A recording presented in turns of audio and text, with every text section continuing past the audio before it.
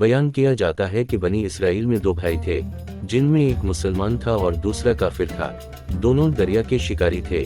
काफिर बुत को सजदा करता था, मगर जब मछलियों के लिए जाल तैयार करता तो इसमें ढेरों मछलियां आ जाती कि इसको खींचना भी इसके लिए मुश्किल हो जाता। मगर मुसलमान के जाल में सिर्फ एक ही मछली आती थी और उसी पर सब्र के साथ खुदा का शुक्र अदा था।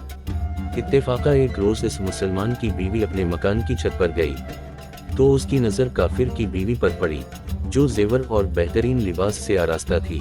ये देखकर इस मुसलमान की बीवी के दिल में वसवसा पैदा हुआ कि काश में भी ऐसी ही होती। तो काफिर की बीवी बोली, तो अपने शौहर को इस पर आमादा कर ले, वो भी मेरे शौहर के मुबूद यानी बुत की इबादत किया करे, ताकि तो भी मेरी तरह मालदार जाए। ये सुनकर मुसलमान भाई की बीवी कुछ गमज़दा सी होकर नीचे आई और जब इसका शौहर घर आया तो उसने बीवी का हाल मुतगीर देखकर दरियाफ्त किया, आखिर क्या बात है जिससे तो इस कदर गमज़दा मालूम होती है। तो वो कहने लगी, बस मियाँ, या तो तुम मुझे तलाक दे दो या अपने भाई के मुबूद की इबादत शुरू कर दो। ये सुनकर उसके शौहर ने कहा, खुदा की बंदी तो खुदा से नहीं डरती, ईमान की दौलत मिलने के बाद ये कफर की बातें करती है। तो औरत बोली, बस मुझसे अब ज्यादा बातें ना बनाओ, मैं भी दूसरी औरतों की तरह अच्छा लिबास और अच्छे जेवरात पहनना चाहती हूँ। जब इस मर्द मोमिन ने देखा कि ये औरत जिद पर उतर आई है और इसका इसरार हद से बढ़ चुका है, तो उसने औरत को तसल्ली दी, कहा, अच्छा घबराने की जरूरत नहीं है, मैं कल से कारीगरों और मजदूरों में जाकर मेहनत करके तुझे रोजाना 2 दिरहम देता रहूंगा, तो इससे अपनी हालत दुरुस्त कर लेना। ये सुनकर औरत को कुछ तस्कीन हासिल हुई और शौहरे ही वो मोमिन मर्द मजदूरी की तलाश में निकला, लेकिन किसी ने इससे हाल तक ना पूछा। ये देखकर वो दरिया के किनारे पहुंचा और शाम तक अल्लाह की इबादत में मसरूफ रहकर रात को जब घर आया तो बीवी ने दरियाफ्त किया, आज तुम कहाँ थे? वो कहने लगा, मैं बादशाह की खिदमत में मसरूफ था, इसने मुझसे 30 दिन काम करने की शर्त की है। औरत ने कहा कि आखिर वो बादशाह तुमको क्या देगा?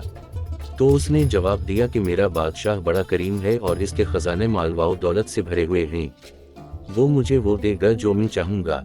चुनांचे उसी तरह बराबर वो अपने मबूद बरहक की इबादत में मसरूफ रहा और 30वीं रात हुई तो बीवी ने कहा, सुनो मियाँ, अगर कल तुमने मुझे मजदूरी ला कर ना दी तो तुम मुझे लाजमी तलाक दे देना।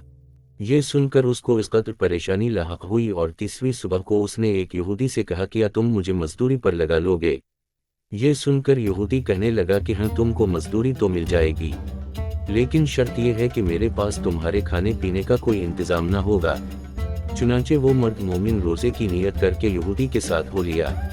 अल्लाह ताला के हुक्म से एक फरिश्ता 29 अशरफियाँ एक नूरानी तिब्बाक में लेकर उसकी बीवी के पास पहुंचा और कहने लगा, मैं बादशाह का कासद हूँ, इसने ये अशरफियाँ लेकर मुझको तेरे पास भेजा है और फरमाया है कि तेरा शौहर हमारे पास काम में था, हमने उसको न छोड़ा, यहाँ तक कि उसी ने हमको छोड़ दिया और यहूदी के पास चला गया। अगर वो हमारा काम करता तो हम इसको और ज्यादा उजरत देते, बस ये एक अशरफी की कमी उसी वजह से है। चुनांचे वो औरत इन अशरफियों में से एक अशरफी लेकर बाजार गई।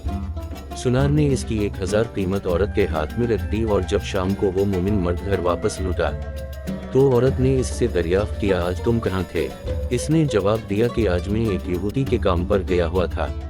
तो बीवी कहने लगी कि आखिर बादशाह की खिदमत तर्क करके तुम दूसरे की खिदमत क्यों करते हो? फिर इसको अशरफीवा का वाकया सुनाया, जिसको सुनकर वो मर्द मोमिन रोते रोते बेहोश हो गया और जब इसको होश आया तो बीवी से कहने लगा, अफसोस कि मैं बादशाह दो जहां की खिदमत का हक अपने ऊपर लाजिम ना किया। इसके बाद उस शख्स ने औरत को छोड़ दिया और पहाड़ों पर चला गया, जहां खुदा की इबादत में मसरूफ रहकर इसका इंतकाल हो गया। अल्लाह ताला इस पर अपना रहम फरमाए, आमीन। Post navigation.